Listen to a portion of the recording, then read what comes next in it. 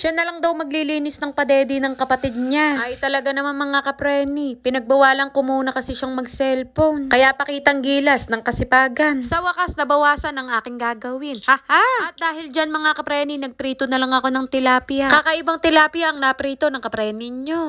Fresh ang tilapia mga kapreni, kaya siguro ganyan. Pero ba't ganyan? Pero ba't ganito? Char! At naglaga na rin ng kamote. Wala lang, parang gusto ko lang. Kung may tilapia, may talong. Magkapares ang dalawa na yan. Ang sausawan, alubaybay at kalamansi. Toyo dapat. Ang kaso, may toyo ako eh. Why, joke lang. Yung bata, may sugat sa ilong. Napabayaan ng kanyang ina. Ay, grabe siya. Kamote kayo dyan mga kapreni, no rice, magpapanggap muna tayo. Ang sabi kasi, magdadayet muna. Sabi lang, pero hindi sure. Kasi naman naglaban ng umuulan, ayan tuloy sa loob ng bahay, sinampay. Ay parang nag-amoy lumlum kapreni. Sayang naman ang popcorn. Manghinayang tayo kasi nga binibili yun. Kapag bumili ka, kailangan ng pera. Alam nga namang hiningi, di ba? Ay grabe kayo, huwag ganon. Mali yun. Oy, bawal magalit dito, ha? Dapat ako lang, sorry na. Buong loob ng bahay mga kapreni ay pwedeng sampayan. Yan ang kinainam ng walang kisame. Char! Sa pagsasampay at pagkuha lang kapreni ay todo tingala ka. Tapos aangal na masakit ang batok. Dapat hindi na lang ako naglaban ng umuulan nang hindi sana nangyari to. Walang pangyayaring ganito. Char! Ay kareklamo ng kapreni nyo. Kala naman niya hindi naman kagandahan kung umarte. Once a week lang ako naglalaba. Isang beses sa isang linggo ba?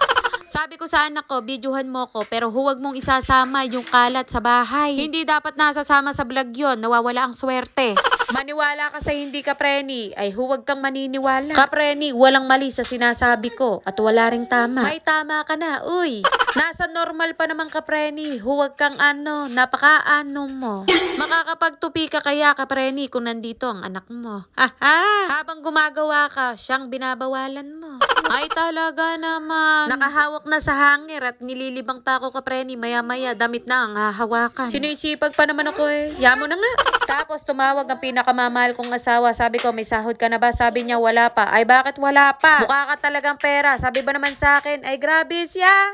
Akala ko nung una mabait ka. Akala ko okay lang sa'yo na mukha akong pera. Pero ba't ngayon? Ultimo pagbili ng underwear, kinu-question mo. Abay kung makatanong parang nasa pageant ako. Bakit ka bibili? Saan mo gagamitin? Ikaw naman kapreni, parang hindi ka mabiro. Mabait ang asawa ko na yan, lalo na pagtulog. Charis! Lunch break niya mga kapreni, kaya tinanong ko, kumain ka na ba? Sabay tanong niya sa akin, kumain ka na rin ba? Sanay sa akin yan mga kapreni, ako lang ang hindi sanay sa kanya. Ay grabe siya. O siya, tama na nga. Hanggang dito na lang ang video-video. Maraming salamat sa mga nanood. Bye mga kapreni!